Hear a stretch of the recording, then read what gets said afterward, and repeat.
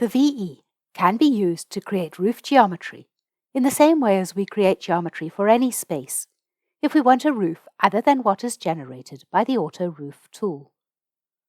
For example, let's consider how to generate or draw a roof for this building, which is essentially an L shape with a small pop-out at one end and a semicircular entrance. We'll say that we want a roof which is hipped all round with a slight overhang for the main L-shaped section and a curved roof on the entrance feature. We'll start by using the Auto Generate Roof tool to see what it gives us. The result is basically close to what we want, but we want the entrance roof to be separate and for the little stepped out area to be under the main roof instead of adding complexity. In this scenario, it's simplest to just draw a space above our building, which gives the footprint of our main roof. We'll draw this without the protrusions.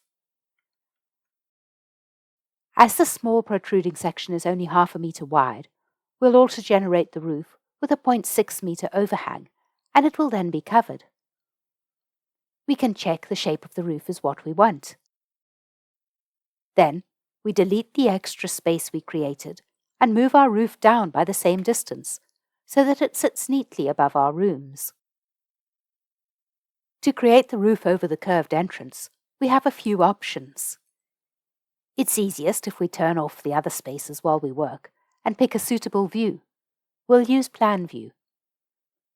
We can use the Pyramid tool to draw a cone of the same diameter as the space by selecting each vertex of our curve, or we can make it bigger if we want an overhang. We draw this with the base aligned to the ceiling. The cone height will determine the pitch of this roof, so we should calculate this first to make sure that the pitch matches the rest of our roof. Alternately, we can draw a cylinder of the same diameter as this space, and then use the Roof tool to generate a roof for it. Be aware that there are some constraints on the overhang that is permitted for generating an auto roof. With either of these options, we'll then need to trim the roof created for the circular space to line up against the main roof. If it helps to cut an existing roof into smaller parts and then merge them back together, this is not a problem. Just remember that roof intersections of roofs at the same pitch always work as 45 degrees from a 95-degree corner when looking in Plan View. When doing this, remember that the Separate tool works from the right view and not from the left, and from the front view and not from the back. Then we can merge it into the main roof.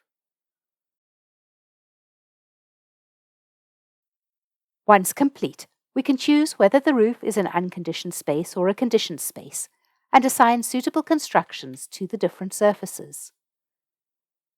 Depending on the level of detail required, we might use the Partition tool again to separate the overhangs from the main roof space.